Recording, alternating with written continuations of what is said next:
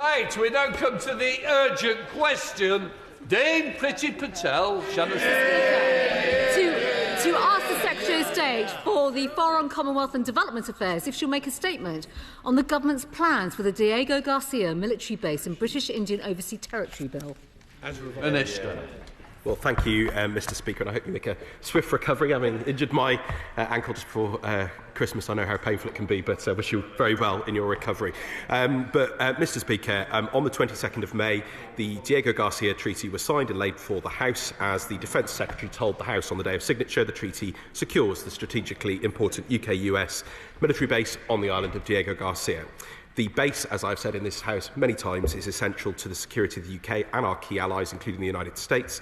It's essential to keeping British people safe, and it's also one of our most significant contributions to the transatlantic defence and security partnership because it enables rapid deployment of operations and forces across the Middle East, East Africa and South Asia, helping combat some of the most challenging threats, including from terrorism and hostile states. And its unique strategic location creates real military advantage across the Indo-Pacific. And the facility has helped also to collect data used to support counter-terrorism operations, including against high-value Islamic State targets in recent years. We've been clear on many times in this House, Mr. Speaker, the UK will never compromise on our national security. And as we've been repeatedly making clear, the agreement we have struck is vital for protecting our national security, guaranteeing the long-term future of a vital base for both the UK and the US, which had been under threat, as the opposition fully understood and were briefed on. The deal secures the operations of the joint UK-US base on Diego Garcia for generations. It was publicly welcomed by the United States, Australia and all other Five Eyes partners, as well as key international partners, including India, Japan and South Korea. And just last week, Mr. Speaker, the House spent 2 hours debating the Lord's amendments to the bill. The opposition will know, of course, that programming of business in the other place is a matter for them and not for us. However, Mr. Speaker, the Lord's consideration of Commons amendments has been delayed because the opposition tabled a wrecking amendment hours before the other place rose, and a day, well, I mean, I think this just shows the measure of them, Mr. Speaker, and a day before a scheduled debate. This is an irresponsible and reckless behaviour from the official opposition in the Second House, using programming tactics to frustrate the implementation of a treaty on a critical national security matter. And I have to say, Mr. Speaker, it stands in stark contrast to the very reasoned, constructive criticisms and questions and suggestions that have been made by members from other parties, and indeed by crossbenchers, which we have engaged with in good faith at every stage and will continue to do so. This is on the official opposition, Mr. Speaker, because this amendment is not only unnecessary, but it is toying with our national security. And it is only right, Mr. Speaker, that we take steps to consider the next steps on programming, because we remain confident this treaty is the best way forward. The Lords will consider the Commons amendments in due course. This will be announced in the usual way. The Government is committed to the deal which protects the joint UK-US base on Diego Garcia. Some have sought to sabotage the process through procedural motions and parliamentary stunts. We are instead focused on delivering this bill to protect our national security. Priti Patel. Speaker, well, Labour's Chagos surrender humiliation continues. Today, they were hoping to force through in the House of Lords their surrender bill, giving away territory, handing over £35 billion to a foreign government allied to China and betraying Chagossians. But after the Conservatives pointed out on how their surrender would violate our existing international obligations and challenged the government, they pulled the bill from the House of Lords order paper today, rather than being defeated. And I have a copy here for the Minister to have a read. And in their rush to appease the wishes of their left-wing lawyer friends, Labour overlooked this very 1966 treaty between the UK and the US, which states that the British Indian Ocean Territory shall remain under the United Kingdom's sovereignty. So can the Minister tell us, does he accept that the bill and the treaty violates this very 1966 treaty with the US, and following the US President saying that the UK has given away the Chagos Islands for no reason whatsoever, there is no doubt that China and Russia have noticed this act of total weakness, and adding the UK has given away extremely important land is an act of great stupidity. Can he tell us what discussions have taken place with the US administration in the last few days, and if they have communicated that they are now reviewing the deal? Britain's weak Prime Minister seemed to suggest in the House last week that he was being bullied by the President. Now, that's quite a personal statement, Mr Speaker. So has the Prime Minister had a direct discussion with the President in the last week about Chagos? And can the Minister confirm that any changes to our 1966 treaty with the US will undergo parliamentary scrutiny under the 21-day CRAG process with time given for debates and votes?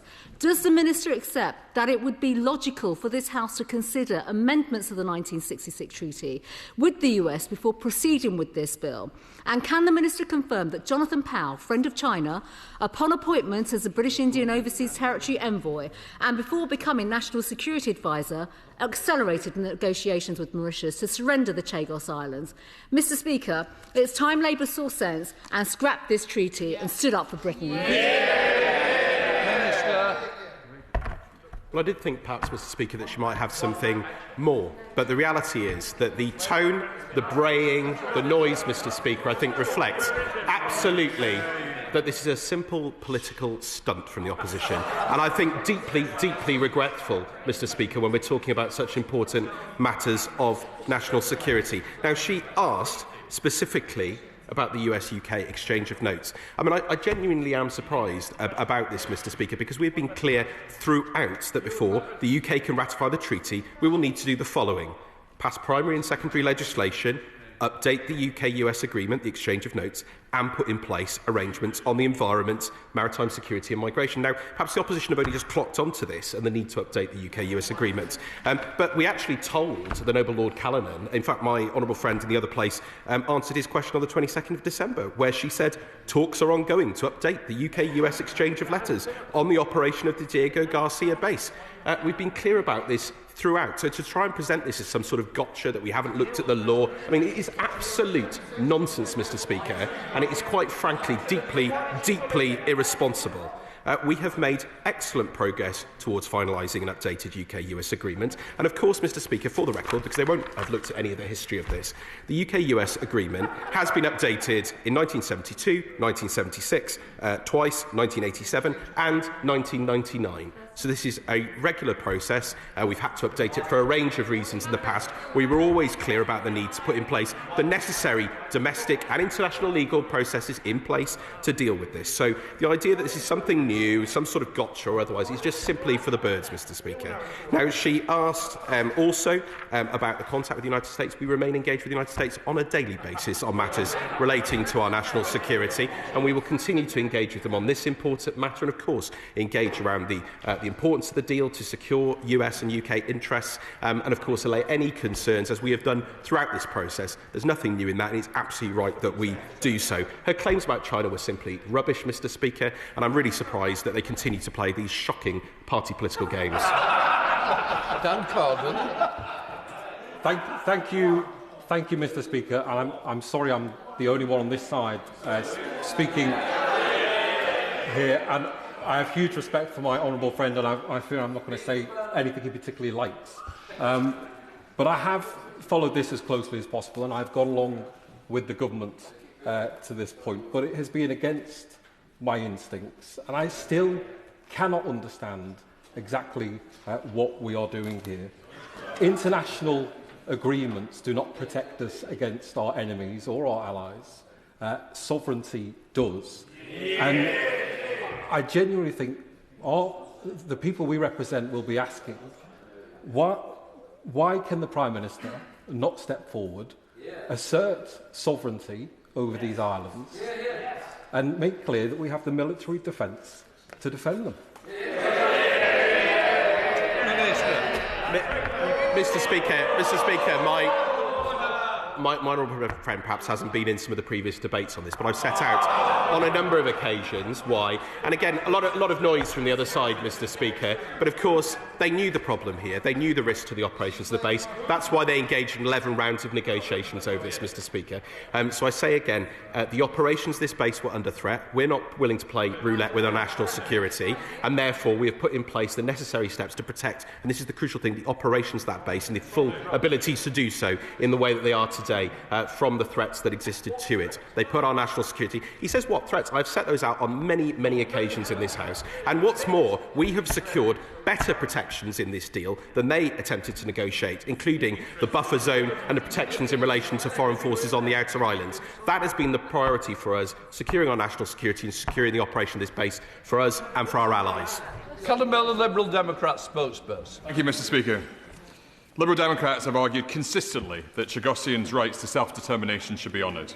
So even at this 11th hour, I want to ask the Government to reconsider its obstinate refusal to give Chagossians a voice over the homeland from which they were shamefully and violently removed. Will the Minister support the Liberal Democrats amendment in the other place, which seeks to secure binding guarantees from the Government of Mauritius? The Government has also failed to address concerns shared across this House around the vast sums of public money due to be sent to the Government of Mauritius over the lifetime of this agreement. We should not sign 99 cheques today that Mauritius can cash over the next century. So will the Minister support the Liberal Democrat amendment in the other place to give Parliament annual scrutiny of the payments made to Mauritius? Mr. Speaker, I encourage the Minister, in light of the shifting US position, to consider soberly the approach the Government is taking, and I urge him to accept the Liberal Democrat amendment in the other place for a pause while the US position is clarified. Minister. Well, Mr. Speaker, the honourable gentleman, indeed his colleagues in the other place, have given serious and considered reflections on this bill a number of times. We've discussed them privately and indeed responded to them in the other place. And certainly we listen very closely to what he said on a number of issues, including continuing to update the Houses on the cost issues and other matters. Although, again, I'm sure he agrees with me that some of the wild figures we've heard being quoted are simply not accurate or based in any kind of fact. He raises the issue about the Chagossians. He knows that I and others have engaged with Chagossian communities on a number of occasions. There, of course, have been also a wide range of views expressed from Chagossian communities. He knows that a referendum would not have resolved this long-standing issue between the UK and Mauritius, which required state-to-state negotiations. And indeed, the courts here, noting the conclusion of the ICJ on the 2019 advisory opinion, have proceeded on the basis that the relevant right to self-determination in the context of bias was that of Mauritians rather than of Chagossians. And that remains the fact. But I do appreciate what he says about Chagossian communities. He knows my commitment to them and to listening to the range of views and trying to do the right thing, including acknowledging the deep wrongs of the past. Mr. Speaker, we will continue to engage with him and his colleagues, and I'm very happy to meet with him to discuss amendments in the other place. Julian Lewis. The Minister is keeping up a brave face in public, but when he goes back to his colleagues, he'll have to tell them that the only contribution from his own back benches was to disagree with the government's position and to do so bravely and with articulation. Does the Minister accept that the reason why this bill may not go through is as a result of the work of the Conservative opposition in both Houses of Parliament and the work of the leader of the Reform Party in Mr. Trump's ear? And doesn't this show what can be achieved when two parties make common cause in a very worthwhile aim to achieve a vital objective? Well, I have to say, I mean, that comment speaks for itself, Mr. Speaker. I'm absolutely astonished. Perhaps he's next on the defection list. I mean, absolutely extraordinary comments. Mr. Speaker, we've made very, very clear about how this deal supports our national security interests and that of the UK and the US. I think you want to withdraw that comment.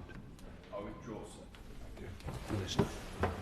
I think the tone, again, that we're seeing from the other side tells everybody in the public what exactly is going on here, which is political game playing. And of course, there were hundreds of votes the other day to ensure that this bill went through, and that's because it has the consent of this House, and it is deeply irresponsible for opposition lords in the other place to be playing reckless games with our national security.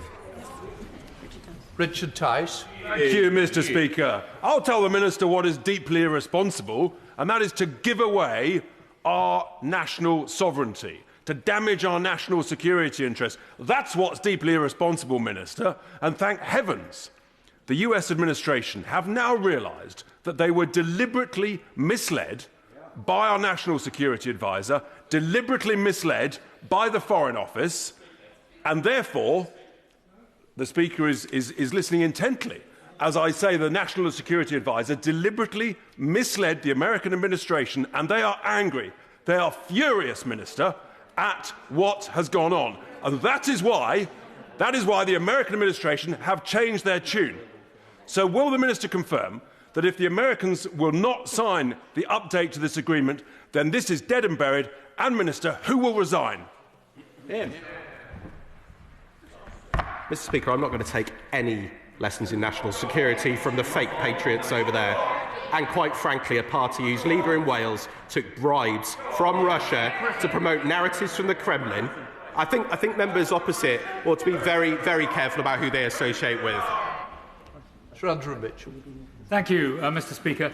The Minister, who is normally a reasonable fellow, What happened? always makes the point that the last Conservative government started the negotiations. But does he now understand that, firstly, we were unable to conclude them, and secondly, we would never have agreed or concluded the very one-sided deal that he and his colleagues have so naively and mistakenly agreed? Perhaps, Mr. Speaker, he'd like to publish what costs the government then were willing to pay for this deal. Richard Foord. Thank you, Mr. Speaker. In answer to a written question recently, a Defence Minister confirmed that, quote, all decisions on whether to approve foreign nations' use of military bases in the UK for operational purposes considers the legal basis and the policy rationale for any proposed activity. Can the Minister confirm that this commitment to the use of military bases in the UK by allies such as the US also applies to the military base at Diego Garcia? Mr. Speaker, I'm afraid I might need to write to him with the detail on that very specific point, but I can absolutely assure him that our operation of military bases, whether alone or with allies, is always in accordance with international law, and that's absolutely why we followed the process that we have in updating the different pieces of legislation and other agreements that need to be updated. Sir Bernard Jones. Thank you, Mr. Speaker. When did the Minister first learn that the United States could effectively veto this agreement with the Mauritius? Mr. Speaker, again, I don't really understand the premise of the question. We've always been clear that we would work closely with our key defence and security ally of the United States in securing the base on Diego Garcia, and we've set out on a number of occasions the processes by which we'd need to bring this treaty into force. There is simply no sort of gotcha moment here. This has been clear. It was made clear to the Lords in the other place, but perhaps they haven't been reading the answers to the questions. Sir Ian Duncan-Smith. Mr. Speaker, isn't it clear that the right honourable gentleman, normally very benign, is now rather tetchy? And I just say to him, if he was so sure of what he says, why didn't he make a statement rather than be dragged to the floor by the opposition? And I also say one final question to him, which is, when the previous Foreign Secretary made the clear statement that if the US says no, this deal is off, was he referring to the 1966 arrangements, or was he just doing it off his cuff?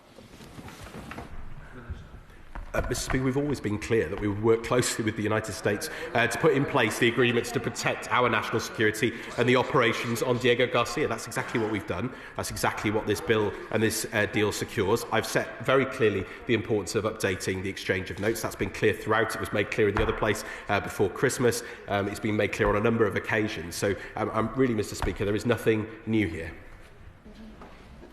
Jeremy Corbyn.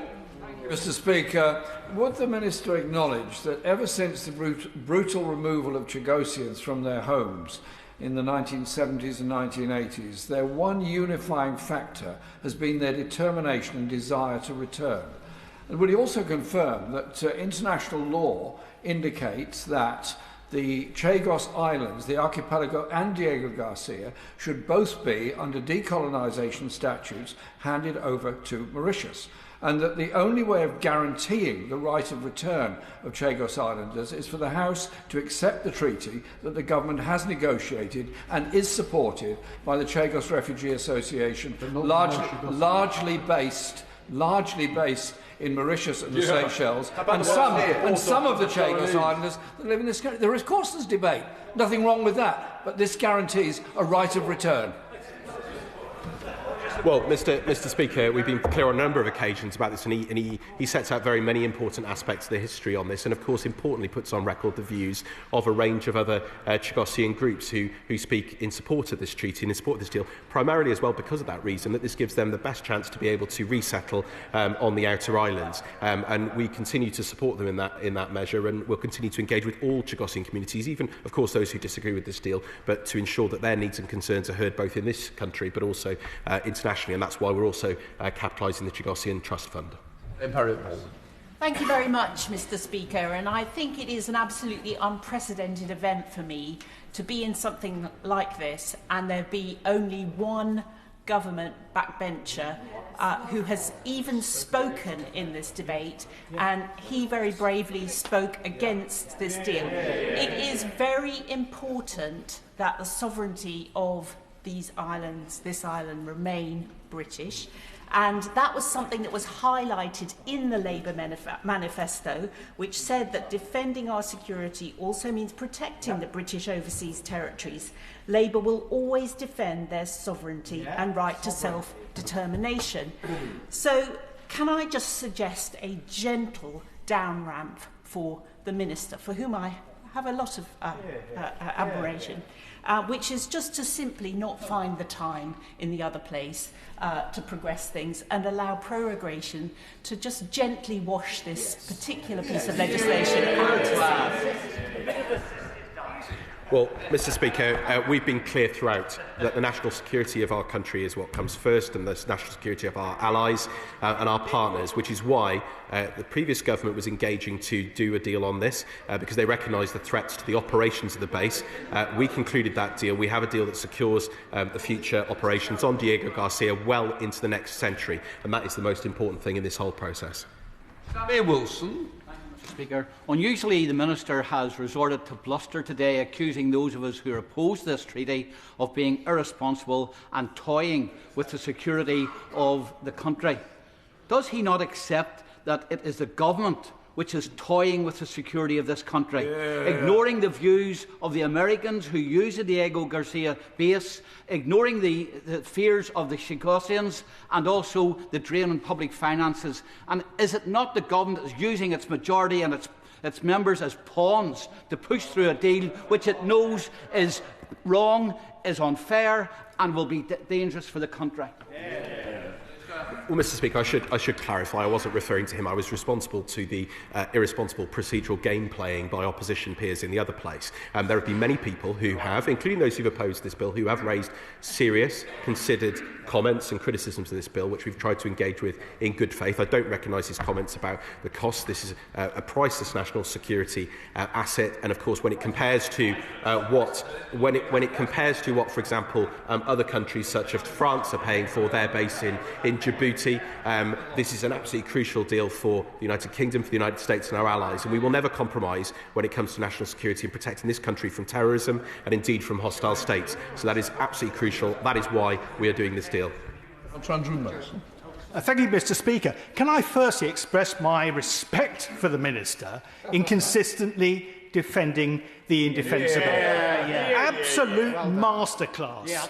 Is it not the case that the President of the United States now has our Prime Minister completely over a barrel after his incautious and unhelpful remarks over Greenland? And would it not have been better, along the lines of the art of the deal, to have dealt with this before the government signed the surrender treaty and not after? Very good. Well, Mr. Speaker, of course, he makes the link with the discussions around Greenland in recent weeks. But of course, we've been absolutely clear that we would always work with the United States on this. We would always allay any concerns that they have, and we've engaged with them on every single day throughout this process. And of course, the deal was welcomed by Secretary Rubio, by the administration, by Secretary Hegseth, and across the United States system. And very much so because, and I make this point, Mr. Speaker, because we had secured a deal that crucially secures the operations that the United States and ourselves conduct at that base and have additional protections that the previous government didn't get into place. Andrew Rosen.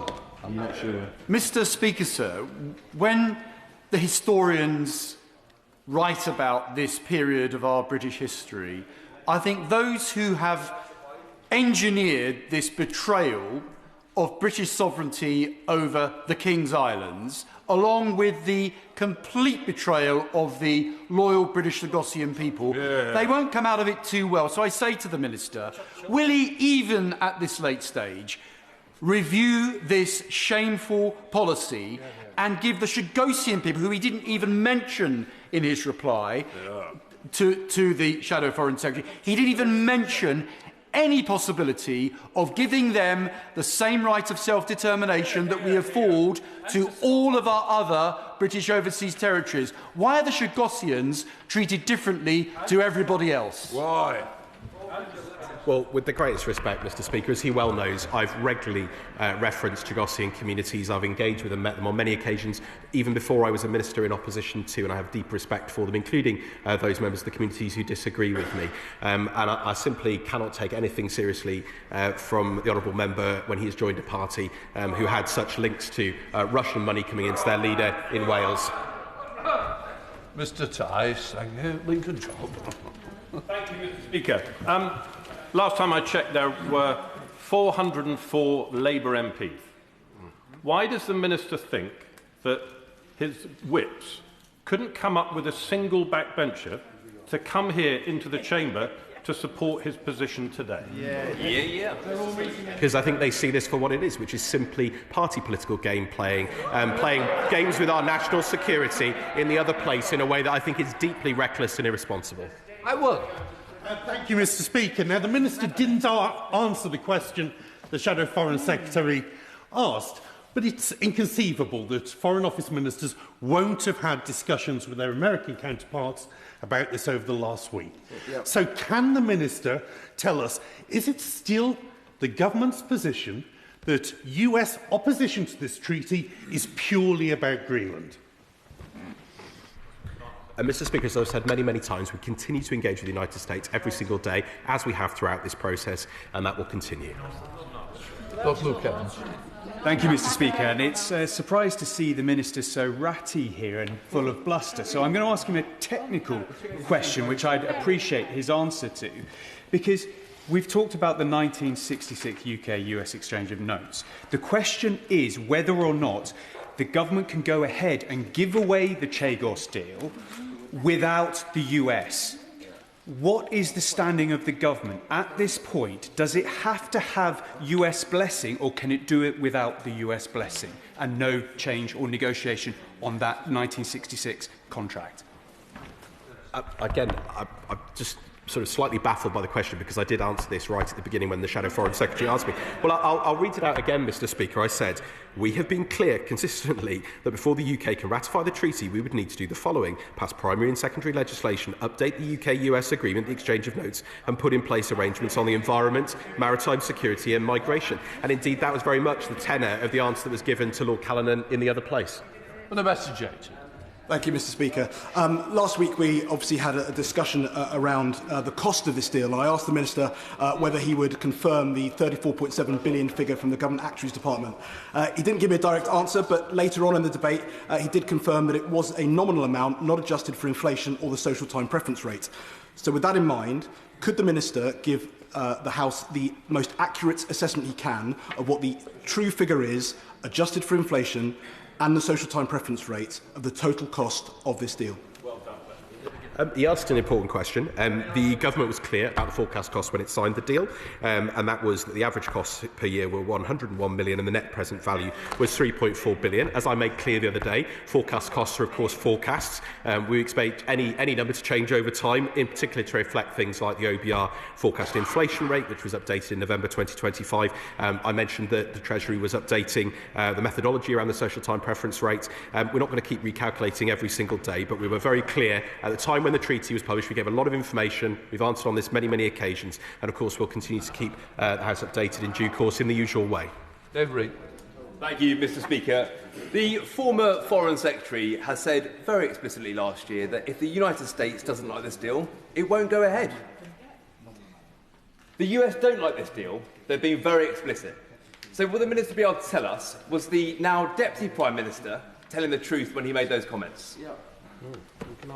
Mr. Speaker, we've been very, very clear. The agreement we've struck is vital for protecting our national security, guaranteeing the long-term future of this vital base for the United Kingdom and the United States, which have been under threat. I've referenced the many comments from across the United States administration. We continue to engage with the United States every day, making clear the very important parts of this deal that protect their security and ours, and we will continue to have such conversations. Jim Allister.